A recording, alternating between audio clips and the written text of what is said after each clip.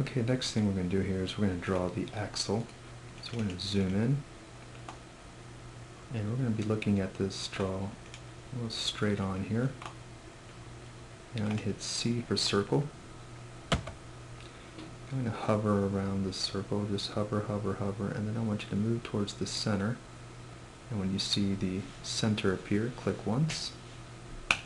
Now this axle has a radius of 1/16 because the diameter is 1/8, so we're just going to move outward.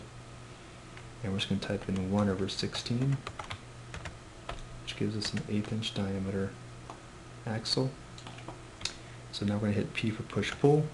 We're going to click once. And we're going to extend towards the front of the boat. And I'm going to make this 1.5 inches, so 1.5 or 1 1/2.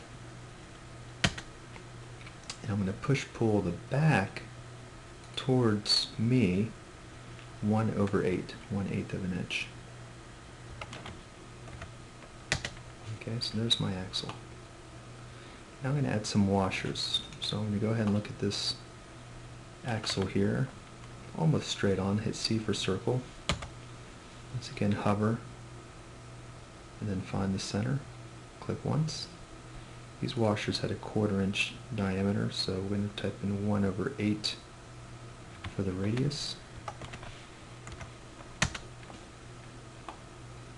Now when you look at these washers, they're actually extremely thin, so I'm going to hit P for push-pull, and I'm going to go ahead and push-pull, click once, and I'm actually going to type in a very small increment, 1/32, 1/32. Okay, very thin. Now, this is important. I need to hit the control key once. You'll see a little plus symbol appear next to your push-pull. Click again on that surface. Come out towards you. Once again, 1/32. Once again, make sure the plus symbol is next to the push-pull icon. Click once. And most of us use 3 washers, so 1/32. Okay, now we do have, as you can see here, we can still see the axle has not moved along with the washer here. So I'm going to hit the control key again, and I'm actually going to push-pull this out just so it's flat and even.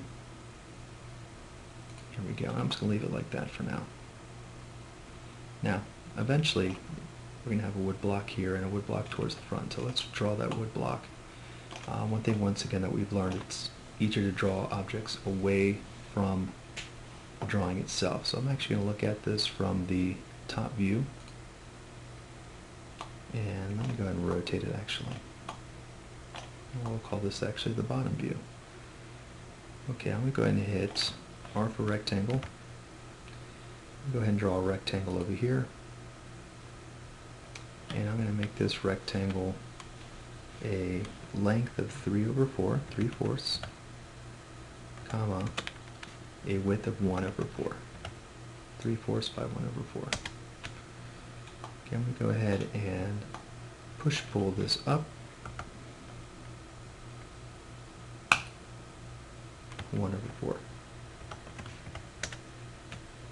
Okay, now I'm going to go ahead and use the select tool, hit my space bar. I'm going to put a box around this. I'm going to hit M for move. I'm actually going to find the midpoint right here on the front. Click. And as many of us know, this piece went right here towards the front, but once again, depending on where you placed it, it may go here. Mine came in just a little bit. Right about there. Okay, now I'm going to go ahead and copy this object, but watch how I do this. Let me come in here, and I'm going to go ahead and hit the plus symbol is going to appear. I'm going to hit Control on my keyboard. I'm going to hit M for move, Control, little plus symbol. Before I select this object, I'm going to hover along this edge. I'm going to find midpoint. I'm going to hover along this edge. I'm going to find midpoint. I'm going to find the dead center of that object. There it is. I'm going to click. And I'm going to go ahead and rotate and get in really close. And I want to click this icon called X-ray. And by